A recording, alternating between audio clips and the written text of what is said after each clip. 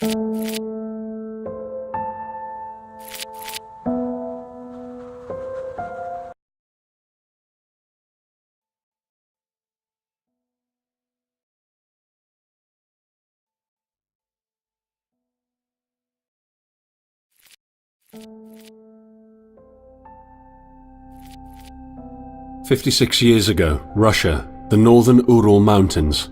A group of 9 students of the Ural Polytechnic Institute embarked upon a difficult winter expedition to reach the Otorten mountain. Their journey seemed to progress according to plan. However, on the 7th day of their trip, the weather conditions worsened. They lost their orientation and were forced to set up a camp on the slope of the mountain called Kholat Siakal. It was their last stop. 3 weeks later in Yekaterinburg, when their families received no word of their success, the first rescue expeditions were sent.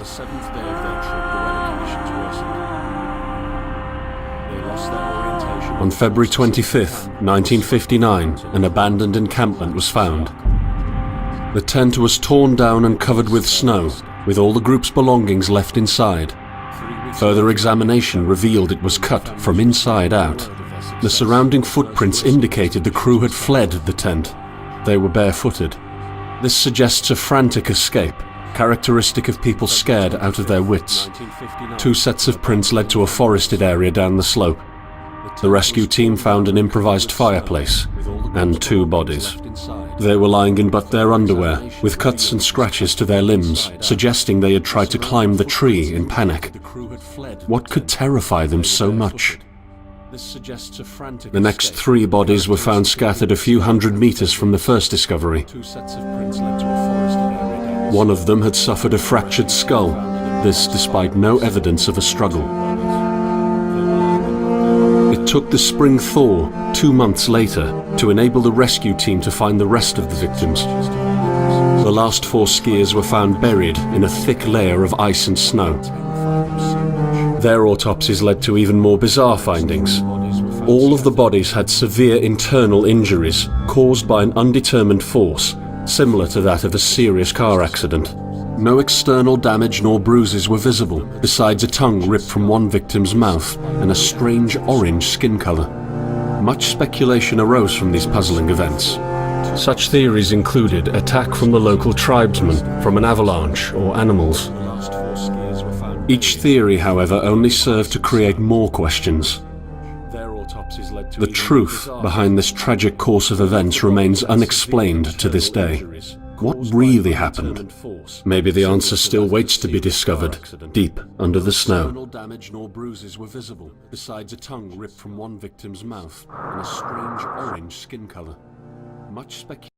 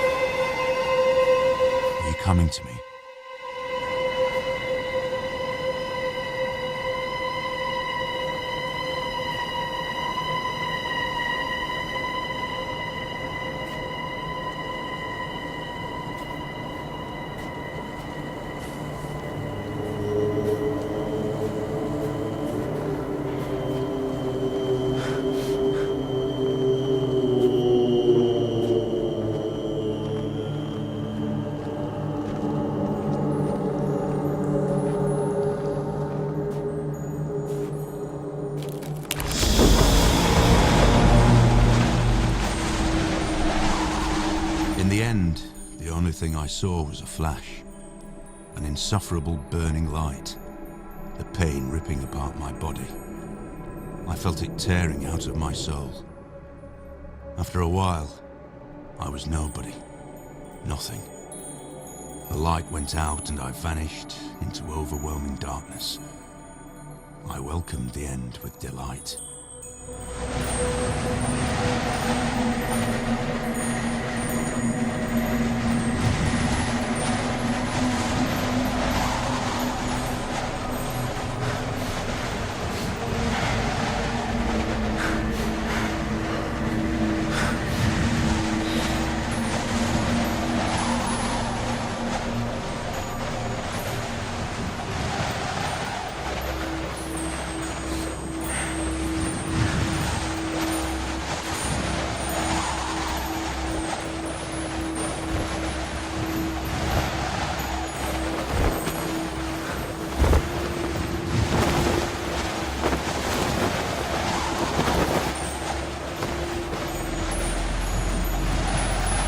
I am right behind you.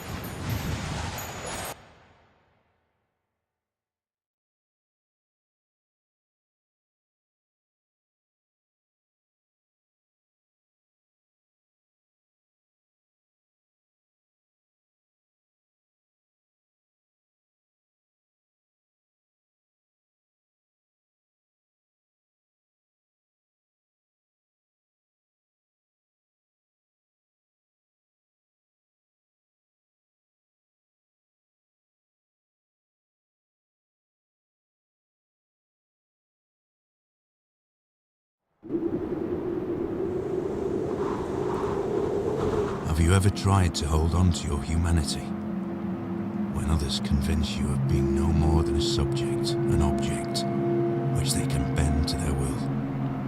When they told you that you were a monster that deserved punishment, and you could really not remember your sins? When they took away your loved ones, leaving you to rot in the dark? The problem is that in their darkness, you have never been alone.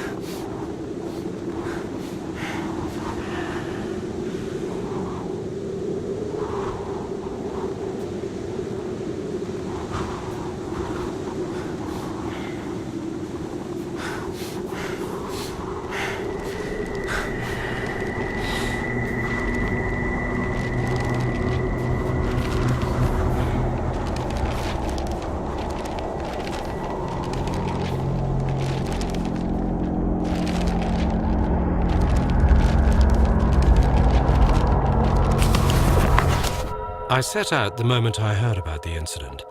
I was in the area, so I reported to the unit myself to be automatically assigned to the case.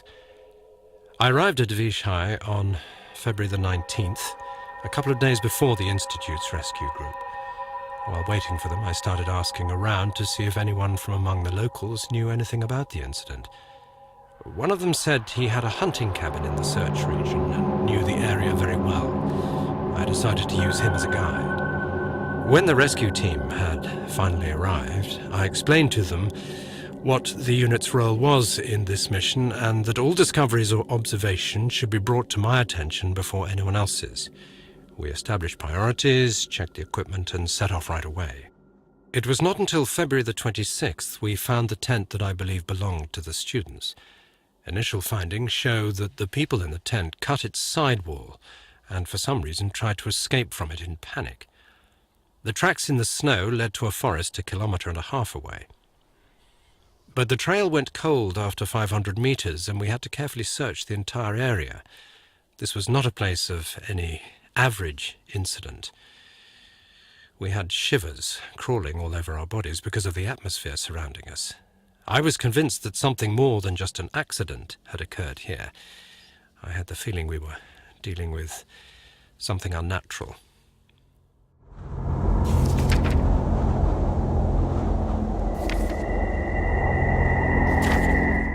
I set out the moment I heard about the incident.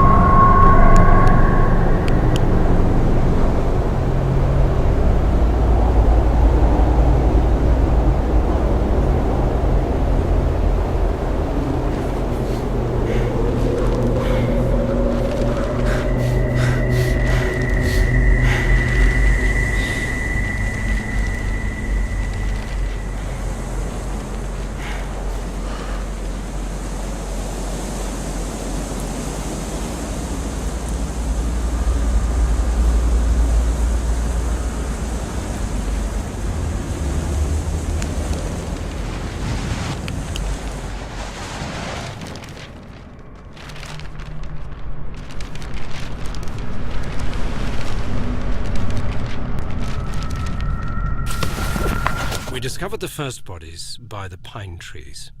A makeshift campfire suggested they tried to warm up. The bodies were only in underwear.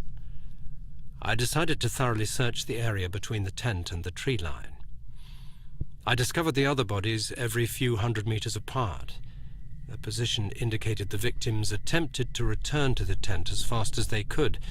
This could mean that the threat was gone and the group decided to go back to the tent, or just the opposite. Someone or something appeared from the forest and forced its victims to run. At this point, it is difficult to determine what exactly happened. I have collected small samples from all bodies for further research at the unit's laboratory. I discussed this situation with the rest of the rescue team, and afterwards they focused on the visual inspection of the tent and areas by the trees, and I entered the forest.